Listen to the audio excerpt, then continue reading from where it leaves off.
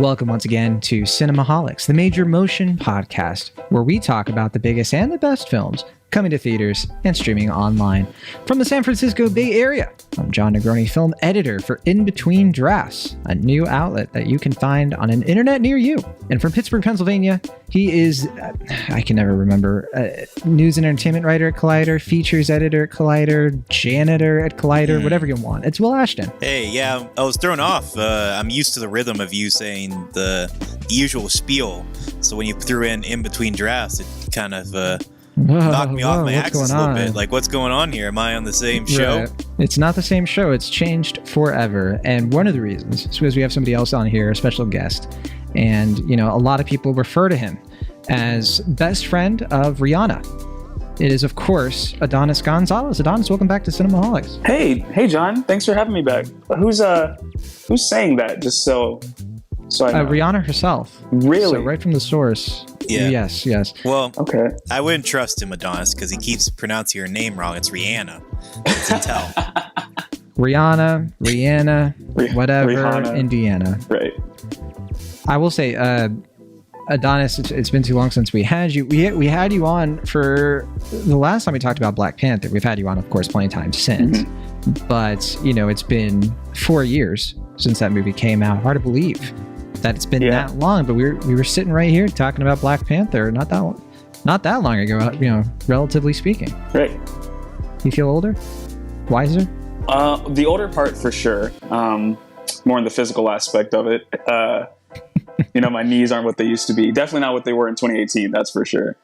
Gotta get on your knees again because the king of Wakanda has, returned. Quickly saved that one. Yeah.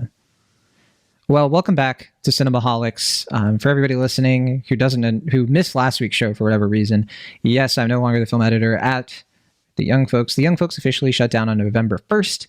However, the editing team, myself included, we started a new site called In Between Drafts. And Adonis has already had his first feature on the site. Will's is about to come out because Will, you reviewed Armageddon Time for us. And that's going to be hitting pretty soon. And Adonis Gonzalez, you wrote a piece about Wakanda Forever for us, which is pretty awesome. Very tear-inducing, honestly. Appreciate that. But yeah, the name of the piece was, it was about like how Wakanda Forever, you know, as a movie, it has like a message about mourning. And so I want to bring that up now because we're going to talk about the movie right now. We're just going to jump into it. But I want to make sure we plug that if you want to hear read Adonis's thoughts on the movie outside of this discussion. I'm sure you'll touch on plenty of similar things. I highly recommend it. It's very, very great. It's on inbetweendrafts.com. Be sure to check it out.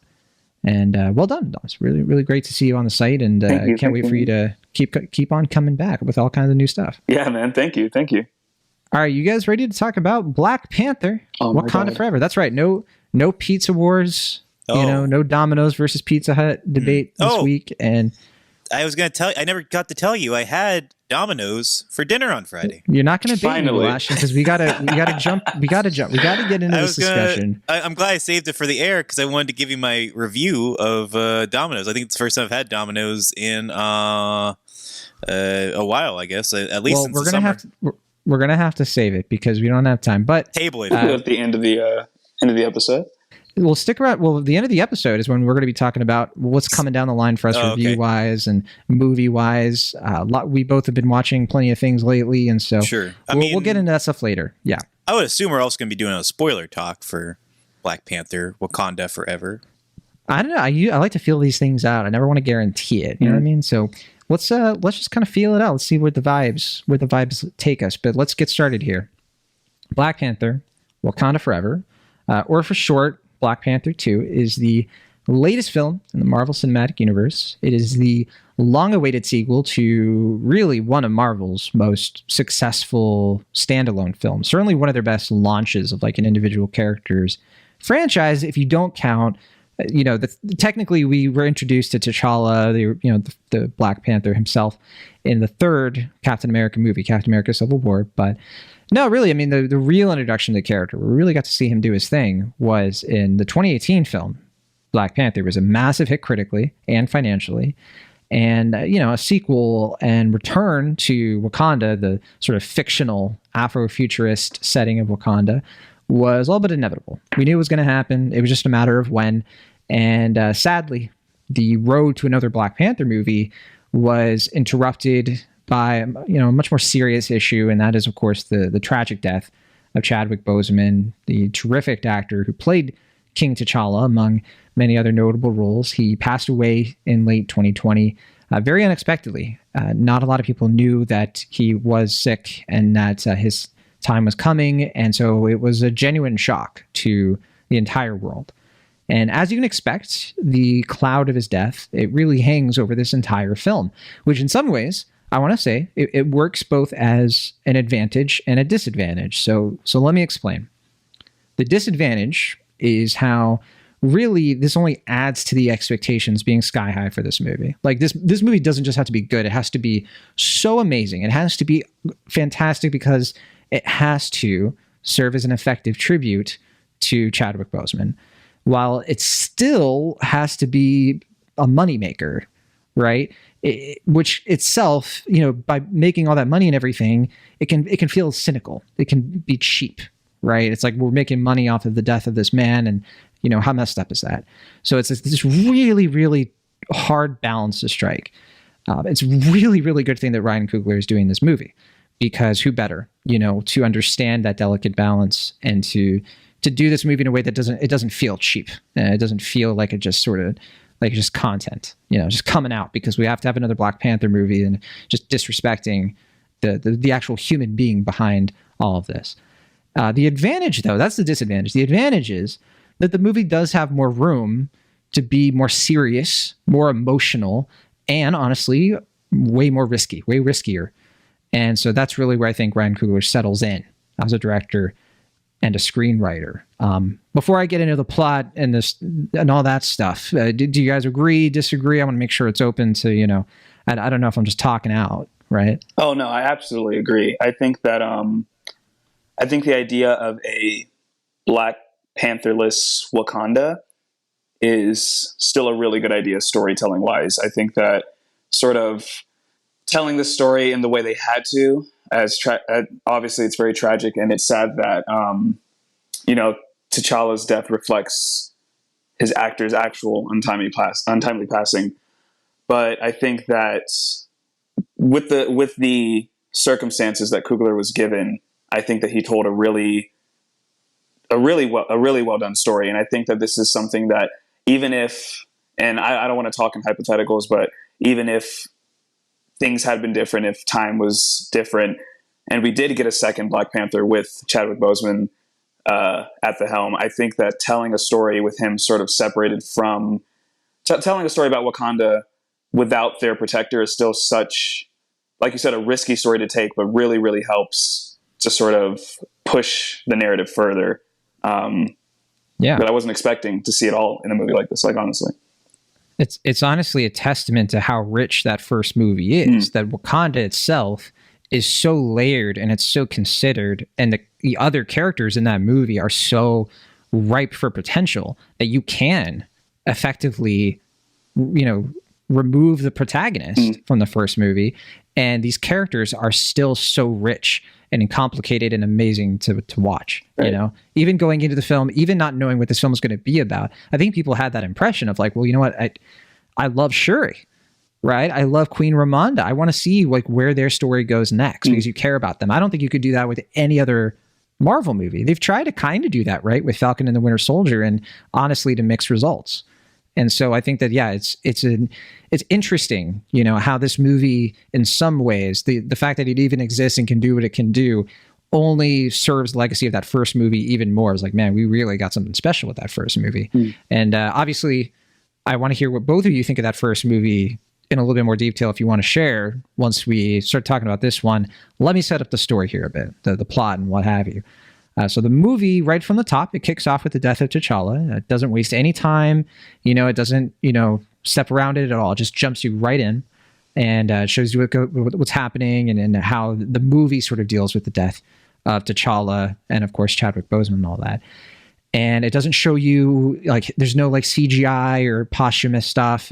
The only T'Challa you see in the movie is, like, through flashbacks from, the movie before. And honestly, Wakanda Forever is essentially like a 2 hour and 41-minute funeral movie with like superhero stuff kind of thrown in, because it has to have like the whiz bang and it has to be exciting like a Marvel movie is expected to be. But of course, it has the somber tone of a movie where just this death of this really important person to the audience and the characters is obviously looming over the whole thing. The story itself kind of catches us up with where Wakanda is at this timeline. We haven't really checked in with Wakanda very much since the end of Avengers Endgame. And at this point, the civilization, a kingdom of Wakanda, it's like a major superpower in the world. They're still as isolated as ever, though, because they're seen as a threat by all the other countries in the world. They have access to vibranium, which is very powerful. It's a very useful resource for other countries, the way that it can, factor in weapons, the way that regular metal detectors can't detect it and all of that. And a lot of people, I think rightfully so, look at Wakanda and are like, you could just take over the entire world if you wanted to. Right. And they have no reason to distrust Wakanda, but they have no reason to trust Wakanda. And that's sort of the cynical world we live in. Mm. The Wakandans could be like, do the Killmonger thing if they just were like, you know what? Let's just do it. F it. Let's go for it. I mean, I want to. But anyway, the Wakandans, of course, they're going to protect vibranium out of duty and respect to nature and all of that. Things get extremely complicated, though, when another hidden civilization that we didn't know about before on the other side of the world comes to the surface, and it turns out that they have access to vibranium as well, and they want to stage an alliance with Wakanda against the rest of the world. And if Wakanda doesn't do that, then it's all-out war between Wakanda and this civilization, which is called Talokan. And thus follows kind of like a political war game epic. It's kind of an interesting movie, the way it kind of mixes those things together. And it's between these two nations, one of them being led by, of course, Wakanda in the aftermath of T'Challa's death, which is Queen Ramonda, played by Angela Bassett, Shuri, played by Letitia Wright, and Okoye, played by Denai Guerrera. Among others, of course, we have Winston Duke coming back as well, and not everybody from the first Black Panther. We don't have, for example, Daniel Kaluuya doesn't come back, but otherwise, this is kind of the core crew. And they're up against an underwater Titan sort of civilization led by Namor, played by Tenoch Huerta, who's kind of like this demigod with an attitude. So, all right. I want to start with you, Adonis, and I want to know what you think of Black Panther, Wakanda Forever. Do you think that this movie is going to live on forever? Ooh, okay. Heavy question. Like, how do you start? No, I didn't even mean for that to be so heavy-handed. But no, honestly, that's a really good question. I think that's one of the more important questions to ask, because I see a lot of people online talking about, this movie is very long. It's like 2 hours and 40 minutes. It's almost as long as my preamble to this review.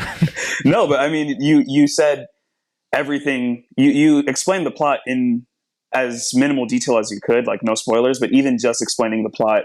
And then on top of the plot, you have obviously all the tribute it has to pay to Chadwick Boseman's legacy, which, I don't think anyone's underestimated just how heavy that is, but seeing it is very different than just like understanding that there is a lot it has to juggle. And I think that it is a bit stuffed, like many MCU movies have been recently.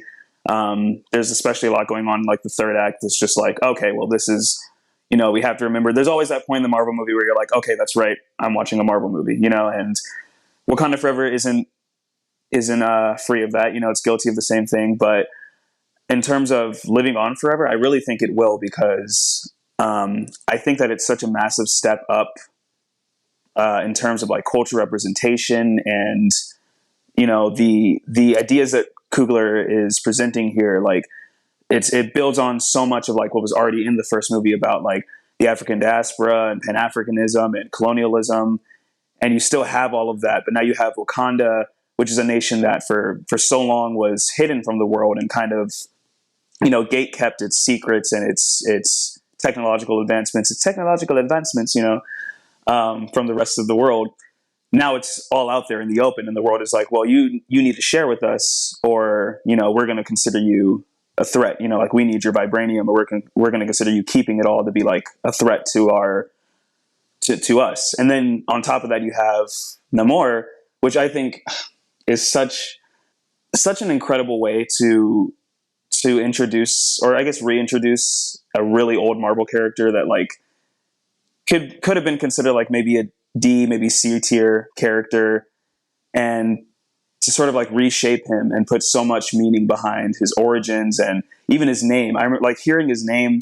I've seen this movie twice already, and every time he talks about the origins of his name, it's like I get chills. I'm like, wow, that's such a smart way to do it. First of all, it's smart, but I gotta be honest. Sometimes I'm like, is he making it up on the spot and trolling everybody? No, but honestly, Tenoch Huerta is so dramatic. Just making it up. He is so dramatic. He's like such a dramatic bitch. It's amazing. Right? Like every time he that like when he gets up to in people's faces and like his eyes are like glaring and he says something, he's like, I will kill you. I'm like, wow, this is a Shakespearean ruler right here. He has major I can fix him energy. Oh, major. Honestly, he has major I'll burn the world with him. I don't have to fix him. It's fine. He can break me.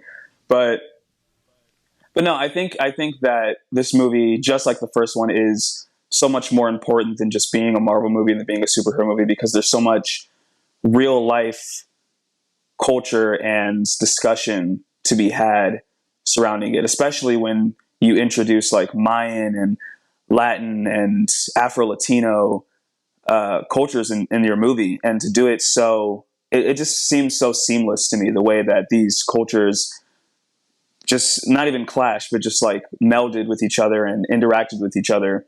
So like, yeah, I think it honestly will live on for much longer than the reviews. It's got like an 85%, I think, right now or something. But I think that the discussion that it's having will be like, oh, I'm so sorry. Yeah, you forgot about the Rotten Tomatoes game. It's okay. We'll figure it out. Figure it out. Hey, John, can I guess the Rotten Tomatoes game now? Yeah, before you forget. I'm sorry. Twitter is just like so quick with that now. It's like, yeah.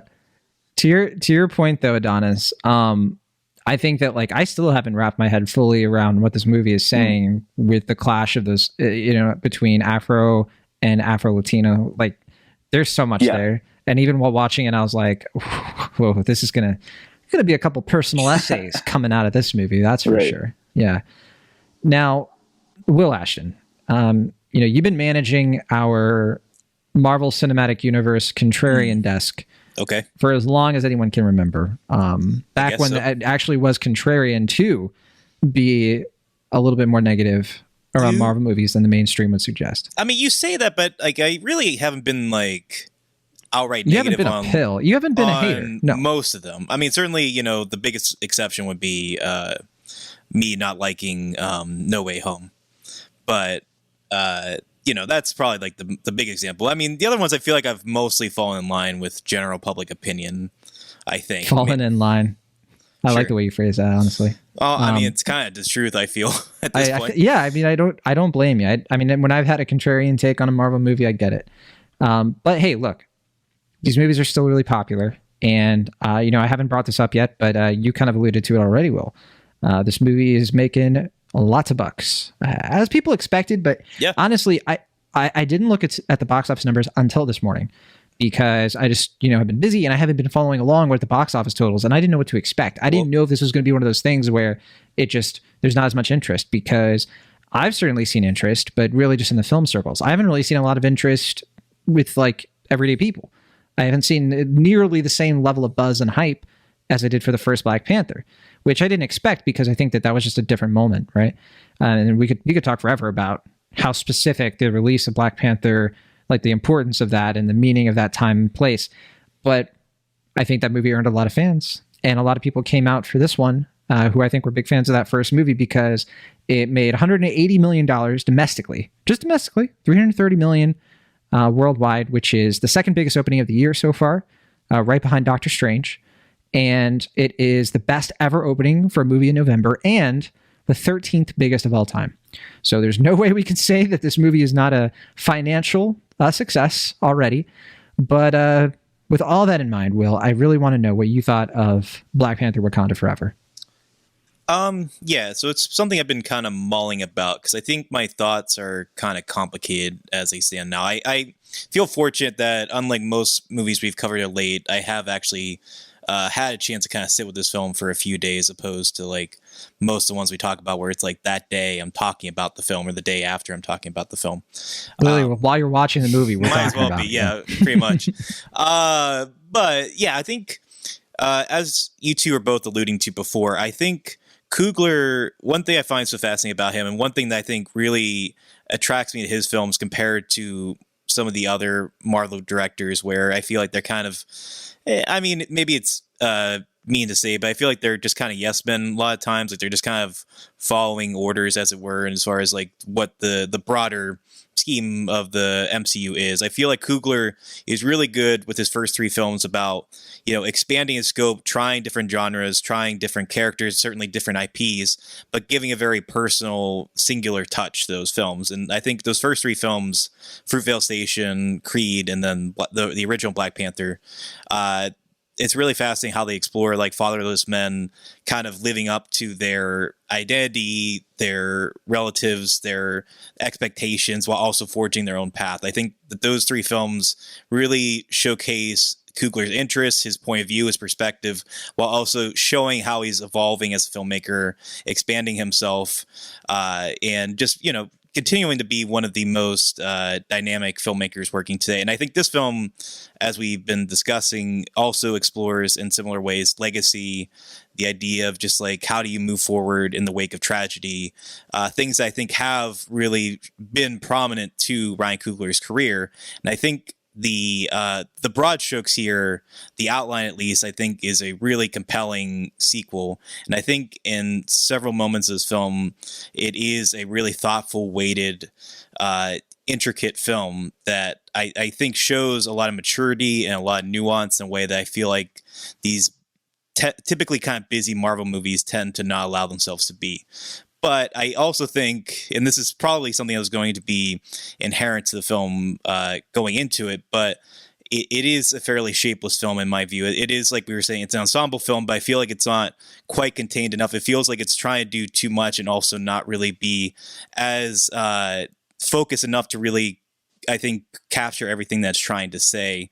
Though I do think the fact that it is trying to do as much as it is doing is something that makes it really admirable, something that I really find myself compelled to. But at the same time, I find that there is just significant bloat to this film in a way that I feel like the previous Black Panther film was able to be a little bit more streamlined, a little bit more singular, standalone, I think is the word we used before. I think that film didn't really feel as connected to the MCU in a way that this film is trying to do multiple things at once. It's trying, like we said, respect Chadwick Boseman's legacy. It's also more directly tied to the MCU in a way that I feel is a little bit more of an interference compared to the original Black Panther. And so I think I admire the film. I don't think it works maybe as well as YouTube suggests, but that's maybe more me. I'm hoping that's more me than most audiences, because I was really looking forward to this. I think it has a great trailer. I obviously really like Ryan Coogler's previous three films. And it was one of the few MCU movies, for, you know, as much you hype me up as a contrarian for the MCU, it's one of the few MCU movies I was really looking forward to. So any negativity I have towards the film is more a sign of disappointment than, you know, me trying to dislike the film as it is. But I don't know. I ultimately walk away having fairly mixed feelings that I'm hoping to parse through with our conversation. Sure. I think that I think overall I'm positive. But I certainly have some hangups with this movie that are kind of similar to where you're at, Will. I'm very torn on the Namor stuff specifically, because as much as I really like that world, and I think Namor is he's a very fascinating antagonist, I just can't help but feel like it's more MCU stuff and not stuff that's really intrinsic to the Wakanda story. I know they're trying to do that. They're trying to sort of set up this conflict between the two nations like it was, you know, sort of inevitable, and that they really mesh together. But there were times when I didn't fully buy it. It reminds me a lot of how in the first Black Panther I had a similar issue with really that Martin Freeman character. And that's another thing. I just do not understand why Martin Freeman has to be in these movies. Like, is this like fool me once? Like, I just think in the last movie it came across as like, okay, well, we got to have him because, you know, the studio said. And Coogler was like, you know what, all right, you get him this one time. But again... Right. Are you saying that you don't find yourself drawn into the misadventures of Special Agent Everett Ross? Yeah. And they even try to do it too. He's like, well, we're not trying to say the CIA is cool anymore because they kind of caught up on the news. But I do think it's just kind of funny. It's like, you take him out of this movie.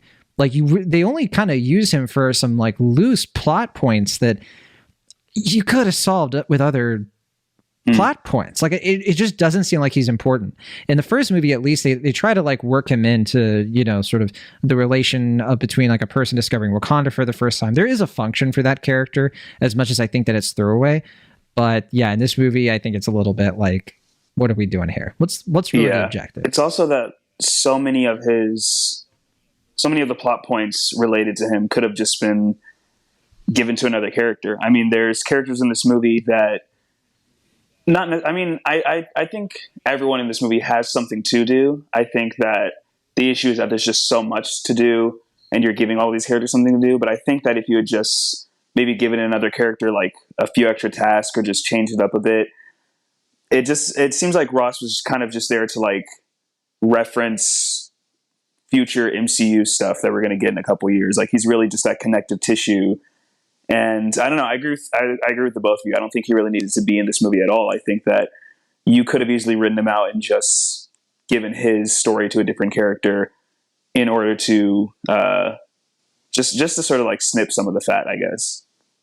I did say in my review, and I don't know if you both would agree with this, I do think the action scenes in this way better. There's a scene with Okoye. You think they're better? Yes. Interesting. I think specifically, I don't think the CGI is that much better. I think it still is a little bit video gamey, especially toward the end. The CG in the first one was pretty distinctly bad. I think that was one of the biggest hangs up with that movie. And I think this one, some of it's good, but I think more the biggest passable. More passable. I think the difficulty is just that the CG in the underwater scenes is not. Water's hard, and that. Water is not hard, Adonis. I keep trying to tell you. No, you're right. You're right. No, I think though the movie kind of excels, and gets around all that when it's a little bit more grounded. They filmed some of this in Massachusetts, which that's where I'm from, and that's where Adonis is currently residing. Right. The screams in my theater when the national Massachusetts Santander landmark showed up. Everyone just because we won't give this away. I know the trailers kind of bring this up, but there is like kind of another MCU sort of character who's going to be a big deal later. Sure, we don't have to talk about it. I don't know how much people want to keep that as a surprise, but I was pretty underwhelmed by that whole thing too. However, I did have fun going to Massachusetts in this movie, and also they filmed part of it in Puerto Rico. So it's like Puerto Rico, where I'm also where I'm from. So it's a little bit of like a little tour. But anyway, yeah, I think the action's a little bit better. There's a bridge scene between Okoye and one of the, heavy duty Tolokans that I genuinely was watching. I was like, this is a real action scene. Like this has tension. I actually think like either of these characters can die and I might actually feel something. It was that kind of thing, right? So that was, I think, a much better step up than a lot of what we saw in the last movie. And I also think, honestly, there are some real surprises in this movie, some real emotional weight to it. I mean, this movie just packs a real punch emotionally. And that's what it needs to do. And a lot of that comes through Shuri and Ramonda. I think that these two characters, Angela Bassett, just going all out. Not there's holding like back this at all. scene, and I won't give it away, but it is in the trailer. But I think you guys know what I'm talking about. There's a scene in the trailer with Queen Ramonda where Angela Bassett is just giving her all, like everything in this line. More than you arguably needs to. But she takes it seriously, and so the audience takes it seriously. And that scene in the trailer is already hard enough, but seeing it in the context of the movie, because it is shortly after this bridge fighting scene, and just hearing the lines that come right before it and the lines after it, it's amazing. Like it's very emotional, very heavy, and I think that if anything, even though this movie was kind of stuffy, I think that everyone there was definitely giving their like 100%, like everything in them to like perform these roles, like from M'Baku to Ramonda, like everyone really. Yeah, and I think Will, you wanted to say something there too, real quick. Well, I did want to kind of talk about the action because that dives into one of the things I did really want to talk about, which is that the first film was shot by Rachel Morrison. I think this one is shot by Autumn Durland, if I'm not mistaken. I believe that's the cinematographer for Loki. That's Autumn Durald Arkpal. Durald, yeah.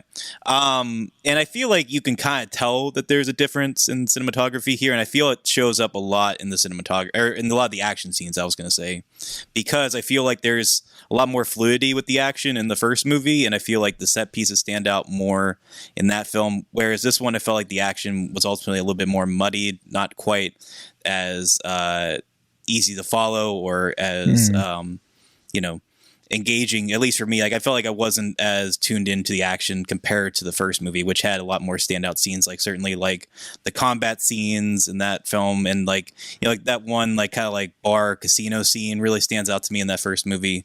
The chase scene, I just feel like there's a lot more standout action moments in the first movie compared to this one, so I had to push back against your action is better comment. I think the action itself is better, and I think the production design is as good. Well, I agree with the production design, to be sure. Yeah. I think that, like, but yeah, it doesn't have that sort of same, like, you know, we're going to lots of different locations, and I wouldn't say that, you know, a lot of the action scenes in the first one, like the casino fight, yeah, sure, they were flashy, but I just don't think that they landed with a lot of emotional weight like this one kind of does. I think that what I like about Arkpal in this, it's the same thing I think she did pretty well with Loki. And honestly, with The Sun Is Also a Star, which not even a movie that I liked necessarily, but I thought that it was a movie that was just plain gorgeous. Like, I just think that she has just a really good eye for lighting, and lighting the way that she kind of like adds like an orange grain to certain things.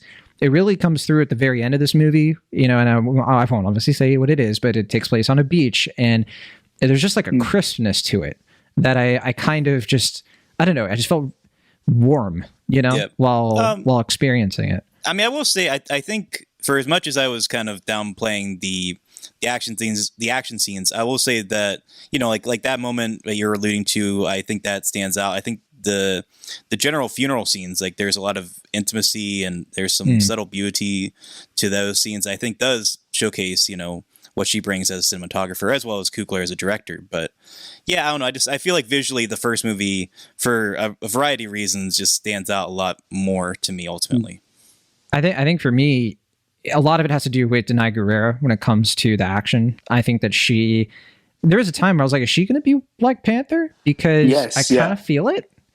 And, you know, with Shuri, like, I get it. The whole point, you know, is that she's the little sister and it's a family thing.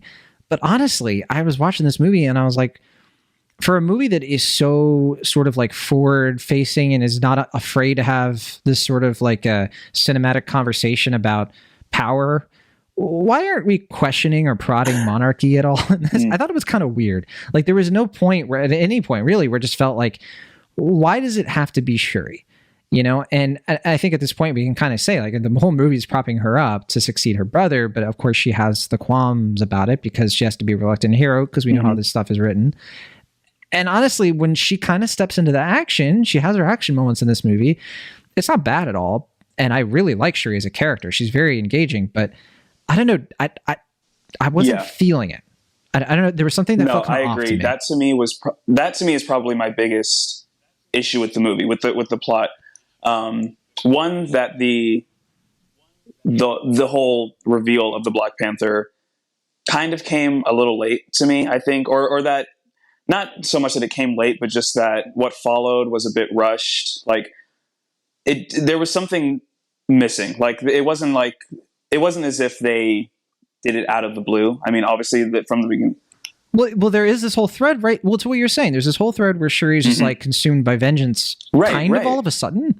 And it wasn't something that I thought the movie was really playing with that much. Like, she just has like one line of dialogue kind of speaking to it. The rest of the movie, she's kind of chill. Like, she's obviously not happy, but she's not kind of like, you know, you don't have those setup scenes where she's just like punching somebody a little bit too much. You know what I mean? She's just a little bit like, yeah, this sucks. I mean, she's not really having an internal struggle with like vengeance. Like, it's not like she like, maybe she is, but it's not being externalized for us. It's more of a what we see is her battle with science versus religion, or science versus faith, really. And yeah, which I maintain, and other people seem to think that that's a very big theme of this movie. I thought it's very underbaked. And I think but I think that's a contrarian opinion, because a lot of people have been like, no, that's one of the best parts. I don't know if I would agree that it's underbaked. I would agree that there's not much, it's not much of an argument. It's more of this character who's always been more of a person of science with like a very loose connection to her faith. Now she has like no connection, because the movie starts, and I don't want to spoil. It's weird. It's almost like I'm okay with spoiling like the middle of this movie, but it's the beginning and the end where I'm like, like you have to see it for yourself. But it does start with like her having this question of faith and her not getting an answer, or rather her not getting the answer she wanted. And that kind of strips away her belief. But it's not so much like, it's not like there's a lot of scenes between her and her mother where they're like arguing over like whether science is better. Wakanda has always, yeah. That's what it's missing. Yeah. Yeah. It just seems like she's slightly sort of maybe possibly kind of wishy-washy about it. And then, I will say that this is all removed from the acting itself. I actually think Wright kind of nails it. Like, she kills it in this movie. It's just totally sort of, agreed. Yeah. Yeah, it's just there's something to be missing about her character arc. But yeah, we've been flying fast and furious, Will, and you've been patiently sitting there being like, your arms over your chest, or the ready to pounce. Well, I was hoping Adonis's out of the blue comment was a intended pun, but I wasn't sure if that was the case or not. I'm so bad at that. No, that's okay. But no, I mean, I certainly won't fault any of the performances here. I think the fact that they are able to be very grounded, emotional performances also just, I mean, there's undeniably, obviously, like the meta narrative throughout, where the characters and the actors are sort of grieving in real time, and allowing, in this film, is able to kind of serve as a way to process their grief and kind of hopefully move forward. And I think that's where the movie is at its most beautiful and most profound. But I feel like just the general machinery of the MCU doesn't often allow that to flow organically. It's just like, it feels like those moments really stand out in the first half for me. And I think those are where the film is able to really stand out. I think certainly the beginning of the film is like a high point, and I think the end of the film, the last scene, is a standout as well. But I just feel like there's so much going on here, so much that Coogler wants to do, or is trying to do, or is trying to capture, or has to do, either because of his obligations to the MCU or because of the constraints that were placed on him with this fairly rushed production. That it just seems like it's constantly frayed at the edges here in a way that I feel like the other previous Ryan Coogler films were able to tackle a lot of these similar ideas in a way that felt more fluid and a lot more controlled. And obviously that's a lot of things that are outside of his control here, and things I mean, no one's really going to envy him as far as his difficulties with making this film. But it just proves to be kind of frustrating for me, because like, for as much as this movie does well, I just feel like it doesn't come together as well as it should ultimately. Yeah, and if I sound probably a little bit more negative than I am, because even though I have a lot of these issues, I think the reason it still works for me is because, to me, it doesn't need a really great Shuri action scene for it to be successful. I don't think this is that kind of movie where it needs to be that sort of like visceral action-packed sort of experience, and it still has that sort of thing. I just think the emotion is where it nails it, and it's still a heavy cut above I think a lot of the other movies in this Marvel era we've been getting, honestly. I don't think it's the best Marvel thing, though, to come out. I actually think a couple of the other, Marvel shows have been better overall than any of the movies lately, in my opinion, anyway, with the exception of maybe No Way Home, which I know will probably means nothing to you, that's for sure. I was thinking about it, and I know this is going to give me a lot of flack, but the more time has passed, the more that might be my least favorite MCU movie. I love it. It's just for me, it's an ongoing fun thing, I wanted to bring this up too when it comes to Ryan Coogler, since you brought him up again. And, I really like the way that he writes character drama in particular. And I got to say, I'm very glad that, for example, the next Creed movie is, Michael B. Jordan directing. And I'm really glad that he's been finding success as a producer. He's produced a couple things that I think are really good, like Judas and the Black Messiah, of course. But and Homeroom, which I think he was an executive producer of. I was thinking after this movie, I was like, I really want him just kind of have like more time with something like a really good series, something like a show that'll really like have that patience. And then I looked at what he has on the horizon, and he's making an untitled Wakanda series. Well, that's directing and executive producing. Well, isn't that the who's the character they introduced in this movie? It's kind of like a backdoor. He's doing another pilot. one. Well, that was the character I didn't want to spoil. Okay, so I'm not going to say who they are. But it's like a backdoor he's also pilot, executive. He's executive producer of that show. But I don't think he's directing any of it, and he's not a showrunner, I don't think. But this is a show, the Wakanda one, that's going to be a bit. I'm more excited for that. Yeah, well, I think that he'd be so great with just something like more of the vein of Fruitvale Station, kind of going back to his roots, I mean, or even just another Creed. I mean, a mid-budget film that, in a, long dormant IP that he's able to bring a very personal and electrifying touch to would be, so refreshing to see if we're going to get, these constant, franchise restarters. But I was, I will say, I kept waiting for you to mention Space Jam 2 in that producing lineup, but I couldn't help but notice left that out. Will, come on. Brian does not want people to talk about that. Look, I had fun with Space Jam: A New Legacy, but I know that it kind of gets into people's craw. They didn't like the movie. Okay. Honestly, if we're going to talk about hot takes, the more I think about it, the more I do like A New Legacy more than the original Space Jam. Wow. we don't have the time, the budget to relitigate Space Jam 2. Definitely the opposite, but I respect that take. Well, but on more Wakandan related news, there is and it's still kind of a tangent, but there's a book I've been reading. It's called Okoye. Actually, I got it from while I was in New York Comic Con, and it's like this. I don't know if it's canon, but it's just a story about Okoye when she's younger and her first time going to New York City with like the Dora Milaje and a queen, and she's like and the king, and she's like undercover and everything. This is sounding like a sitcom or like a coming to America. It's kind of like that, but the reason I bring it up is that's fun. I would love to see something, because without spoiling the book, if there's anyone listening to this who's actually reading the book like me, it has a lot to do with like the growing drug crisis in New York City among like African American youths in the 90s, and like this is still Wakanda before they've revealed themselves to the world. So like Okoye can't be like, hey, we'll help you, and she doesn't even know how much of an issue that is because she's been so sheltered by her Wakandan upbringing.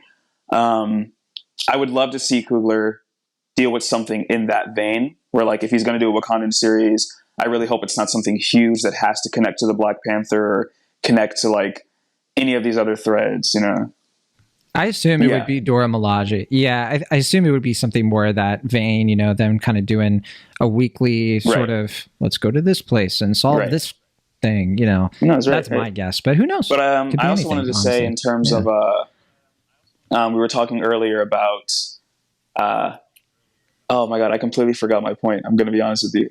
But we were talking about like the action and the scenes, and that's right. I do agree with both of you. I think that the action in this movie is kind of hit and miss depending on what you're looking for. I do think it was a lot more emotional. Just like the bridge scene, the scene with the Wakandan facility. There's a lot of like weight behind these scenes, but the stakes, yes. To me, it's the stakes. Right. I just think there are real stakes in this. I actually felt like characters and can it's die like, in especially with that Okoye one. Like I was like, I don't know if she'll actually survive this, but we can't say if she does or not because no spoilers. Exactly. But my point is, I think that even looking at like those scenes, I think that it's sort of like Ryan had to. I mean, it really is like he had to keep it moving forward, right? I think that my mindset going into the movie and then coming out of it, and I wrote about this in the article you mentioned, John, that like there was a point very early on in the movie where I kind of forgot that we had lost Chadwick Boseman, that this was a movie without him in it.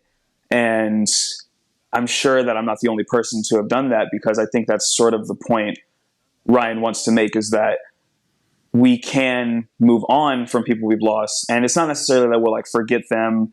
We may forget the feelings we had, when we did lose them, we may forget that sadness, and that might be replaced with like just the happiness of the memories we had with them. I think that's reflected a lot in this movie. But at the same time, I know that the MCU train is going to keep rolling. Like, I mean, we're in phase 4 of who knows how many. They just got the X-Men back. I mean, we're going to be in this for a while. So I know that there's definitely some talks behind the scenes of, hey, you know, you can definitely make a Black Panther 2, but it's still got to be part of the MCU. You know, we still have to connect these threads. We still have to introduce these characters that are going to have their own spin-off series a couple years down the line. So I think with what he was given and what he had to do, I think it's really commendable that even though he did have to fill it with like MCU filler, quote unquote, if you want to consider it that, I think that he did a really good job of sort of still keeping it in the narrative of the story he was trying to tell. So basically, I think my biggest issue with all of that is that when it comes to Namor, we don't really...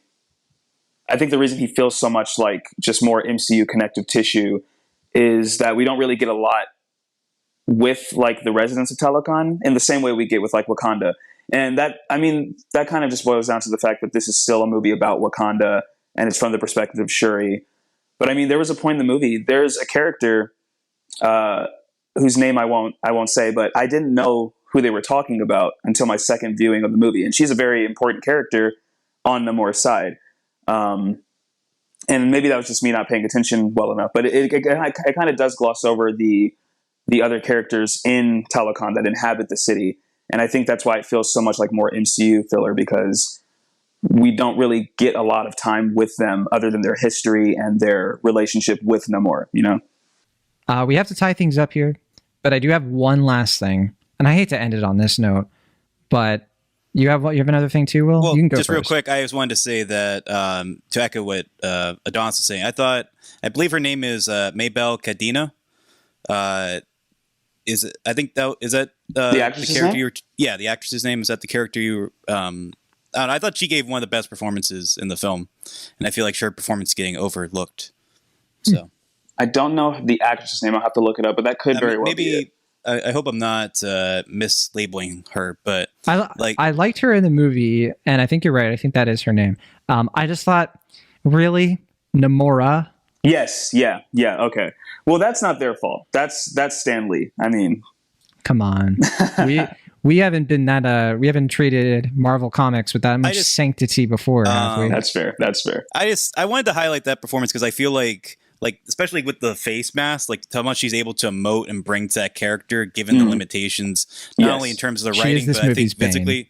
I don't know. Sure, you can look at it that way too. But I don't know. I felt like it was a very challenging performance. Control your city. I thought that was a tremendous performance, and so I wanted to highlight it because I feel it's getting overlooked. I agree. Mm-hmm.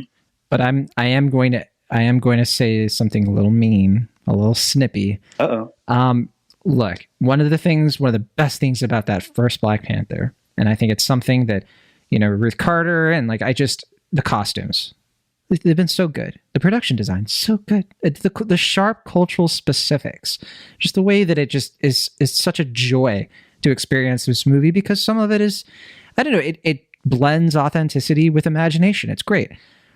So why do a bunch of these costumes look so freaking bad? There's a part, I won't say which character, but they bring it up multiple times. It's like, oh my gosh, you're not going to wear this, are you? And I'm like, yeah, better not. Yeah, and then they do. Yeah. And I'm just like, wait, you can't at one point out that this looks bad, that this is just a really gaudy costume. And then on top of that, we have this character who, you know, is in some of the trailers. So I am going to say this character is now, if you don't want to know this cameo and you're going to get upset, it's a character who's going to be coming up in other MCU stuff. Here we go. This is your warning. Go away. Okay, let's say it. So Ironheart, right? Big, you know, more recent Marvel character they've been pushing in the last 15 years, trying to, you know, set up the next generation and all that, move on from Tony Stark. It's one of those things they did with the comics where they're like, this is going to be one of our movie stars, but we're seeding this now. That's kind of what the intention behind Ironheart has always been. And so she's in this movie, and I think the actress who plays her, I have to look her up again because I don't remember her name. But I think she's really solid. But The costume. Yeah. Okay, I took. I took personal umbrage with that costume. I was like, you are not an anime. You're not a Power Rangers villain. Thank you. Right. I pushed the plate away from the table. I said, I didn't take issue with the I didn't take issue with the costuming for that character, but I feel like there's a lot. Like, if you're gonna have that character in here, and I feel like there was an attempt to like make her almost seem like a younger version of Shuri. Like, there's like this weird thing where Shuri's like mentoring her because like they have very similar personalities, and like she sees a lot of herself in her. But I felt like they were too like, I don't know, I felt like there wasn't enough time there to really expand upon that. So like they both kind of like felt like at times like they're just like the same character but like duplicated. I perhaps read them wrong then. What was it? Well, I was going to say Dominique Thorne is the actress who played them, but you were going to say Adonis? No, I was going to say I perhaps probably read not wrong. I think I read their relationship very differently. I definitely felt some like, but this is me with every character. I mean, this was me with Falcon and Winter Soldier. I mean, am I right, guys? I felt some definite like romantic what kindleship in there. No, I don't know. I didn't notice that myself, but I mean, I won't take that away from you, Adonis. Yeah, I won't take that away, but I saw it way more like the mentorship thing. That's cool. Cool. Yeah, please don't take away my headcanon, but I respect yours. Well, I think they said, I forget who it was, but I want to say, I think it was maybe Coogler was doing an interview and said that the intention was they wanted to do a diversity of the Black experience, right? Between like the sort of like the African experience versus the Black experience in America. Right. Similar to, that's the same thing with T'Challa and Killmonger. Right. Right. And so they're kind of doing a similar thing, but obviously a different sort of dynamic. But again, I think that it's, in theory, it's conceptually, it works for me more than I think it does for you, Will, but the costume. What I'll say, that costume is cursed. Yeah. I haven't been able to sleep. No, it's broke my iron heart. It's like, it's not the worst it could have been, but it's just faint praise. Right. You're right that it could have been worse. It could have been way worse.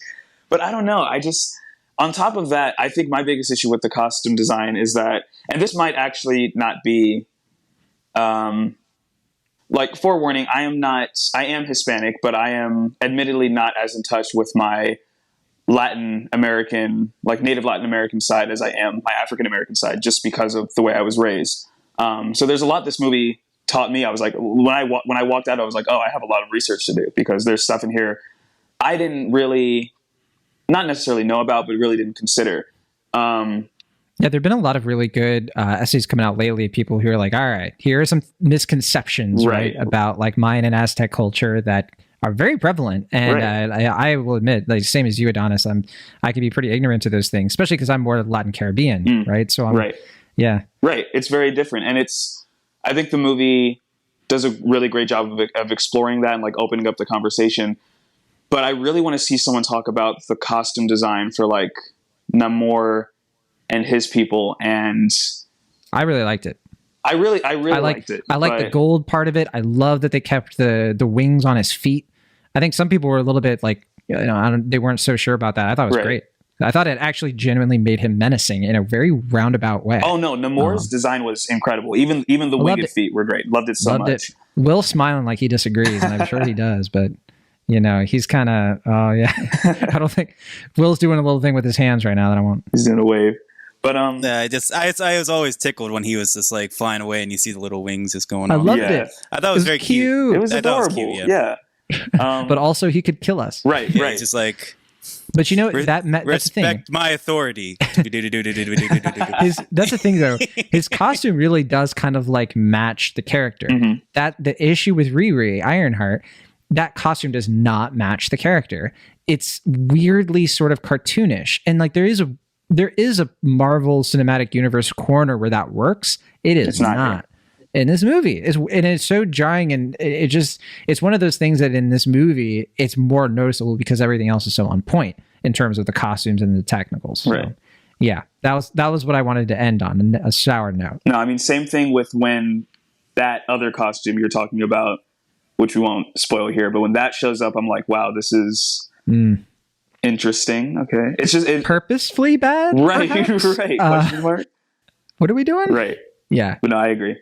Okay. I'm sure there's plenty we could get into. We didn't talk about everything. Well, I mean, I'll make this very quick because you've been positive, but you ended on a negative note. I will do the opposite. All I've been right, negative, but I'll end on a thing, a little thing that I love in this movie, which is that Namor and everyone else, when they're traveling through the sea, they travel by whale, and so there's constant moments where like the whales will just fly and they just go flying up. I thought that was amazing every time.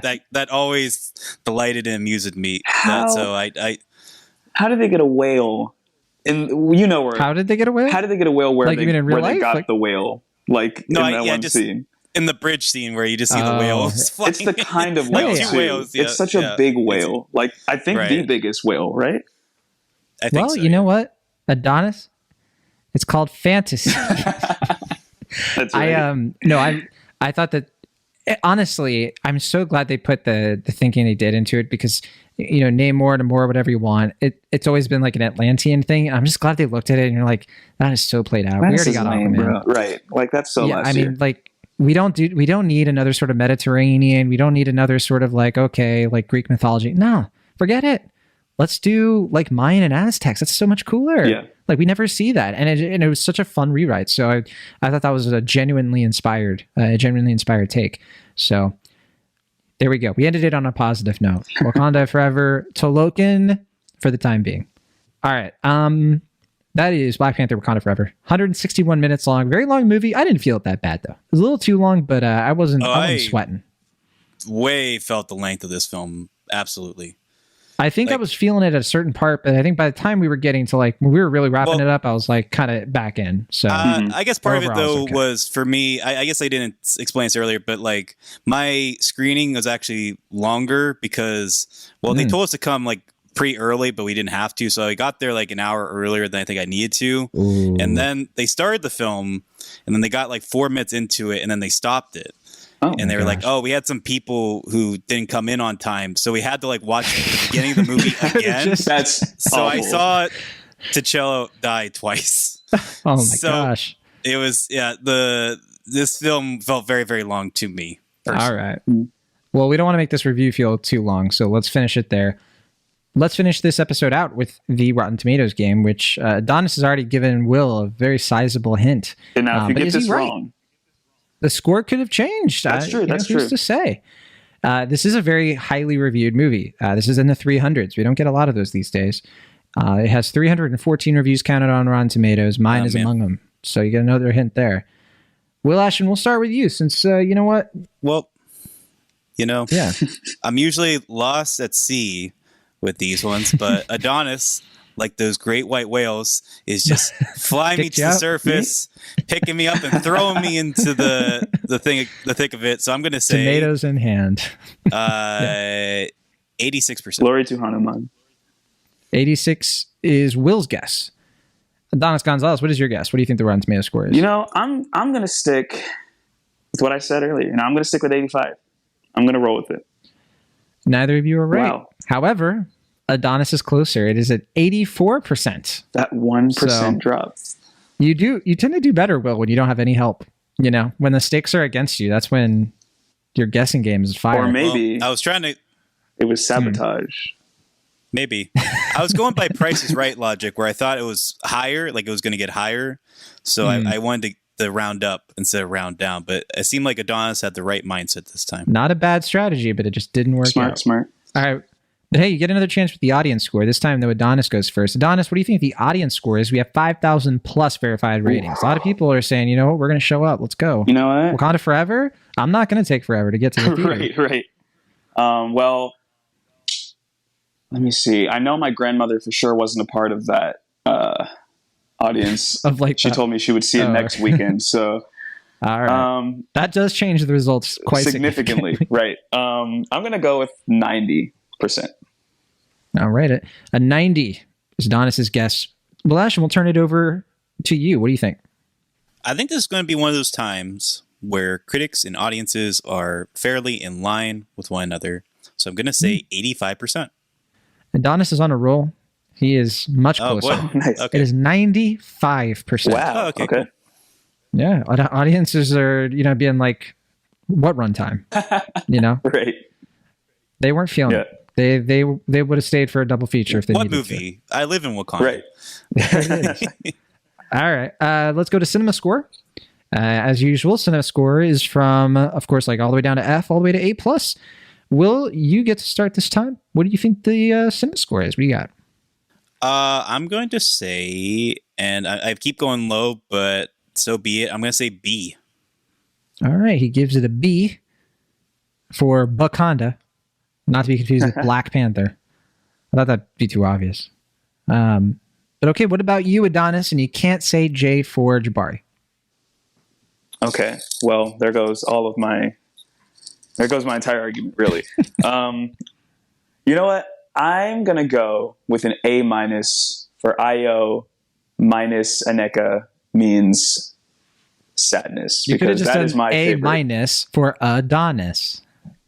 For again, I'm not the pun master here, John. What John do? You once again, Adonis is much closer. It's an A, guys. Will, you're just sort I'm of killing this. Yeah. This listeners are going to be like, Will Ashton, this your king? It was written. This your king? It was written in the stars. All right. Well, let's one last chance for Will's redemption or Adonis's hold on supremacy. We have a Letterboxd here. Now we have 125,000 watches on Letterboxd, way higher than usual. We're usually seeing anywhere from like 10,000 to 50,000. So this is a big turnout on the Letterboxd community. But okay, what about the average rating from 0 to 5? Adonis, what is your guess for the Letterboxd rating right now? Ooh, now Letterboxd is It's decimal point. a different territory. It's a film rating app. It's an almost dystopian. Do you use Wasteland. Letterboxd, Adonis? Well, I have a mailbox, yes, but I don't know if I ever really use it so much as get things put in it. I will say 3.5. I'm going to go somewhere right in the middle here. I think Kevin from MIT was a little upset about his representation in this movie. And that's true. That's true. And I don't think Will's going to get that reference. He didn't watch She-Hulk. So, well, I watched 4 episodes of She-Hulk. You didn't watch the episode of She-Hulk, but you did get it explained to yourself by myself and friend of the show, Matt Serafini. It's the only MCU show I've watched or probably will watch. So there. But you didn't even watch the whole thing. I love it. Okay, but Will Ashton, what is your guess from 0 to 5? What do you got? You know what? It hasn't served me well yet, but my gut is saying 3.6. I'm sorry, Adonis.